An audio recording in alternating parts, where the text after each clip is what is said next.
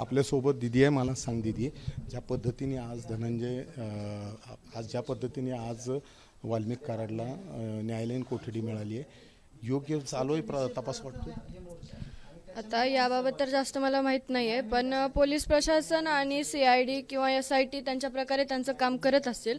फक्त आम्हाला एवढंच वाटतं की माझ्या वडिलांवर जो अन्याय झाला आहे त्याला लवकरात लवकर आम्हाला न्याय मिळाला पाहिजे.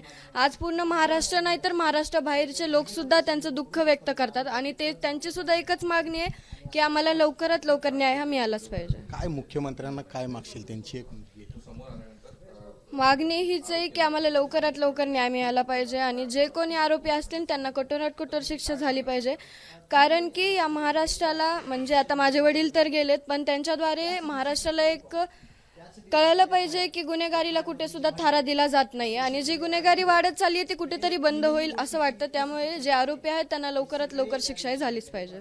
आता ज्या पद्धतीने महाराष्ट्रातनं, संपूर्ण महाराष्ट्रातनं मोर्चे निघतायत, संपूर्ण महाराष्ट्र तुझ्या मागे उभा राहिला आहे, कसा आधार पडतो? आधार म्हणजे आमच्या कुटुंबाचा नाहीतर आमच्या गावाचा आधार म्हणजे माझे वडील होते. ते गेल्यानंतर आम्ही सावरू शकलो नसतो, पण जी महाराष्ट्राची साथ आहे, प्रत्येक लोकांची साथ आहे, त्याच्यामुळे आज आम्ही कुठेतरी उभा राहू शकलो आणि जो न्यायाचा लढा आहे तो पुढे नेऊ शकलो. फक्त आम्हाला एकच वाटतं की आम्हाला लवकरात लवकर न्याय हा मिळालाच पाहिजे. न्याय मिळाला म्हणजे तुझ्या दृष्टीने फाशी होणं, तर आरोपींना शिक्षा व्हावी, म्हणजे जसं की आरोपींना समजा फाशीच झाली पाहिजे.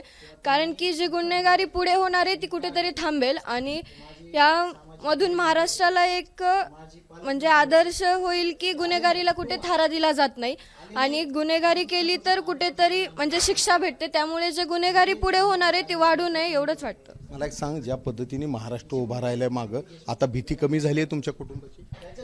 भीती म्हणजे कुठेतरी भीती वाटते की जसं समजा माझे वडील सरपंच होते, गावाचे प्रमुख होते, तसं ते आमच्या कुटुंबाचे सुद्धा प्रमुख होते.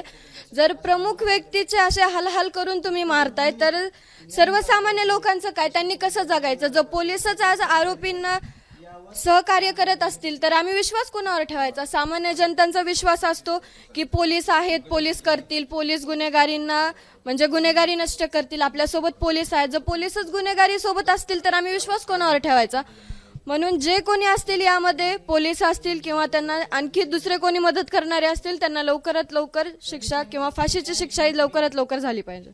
तर माझ्यावर, माझ्या वडिलांवर ज्यांनी हल्ला केला, ज्यांनी त्यांचे जीव घेतले, हालहाल केले, त्यांना कडक कडक शिक्षा होणं अपेक्षित आहे. त्यांना फाशीची शिक्षा अपेक्षित आहे आणि ती मिळावी यासाठी मागणी, आमचा लढा सुरू राहील असं सांगितले. कॅमेरामन आयुब कागदीसह सुनील दिवाण, ABP माझा. ABP माझा, उघडा डोळे बघा नीट.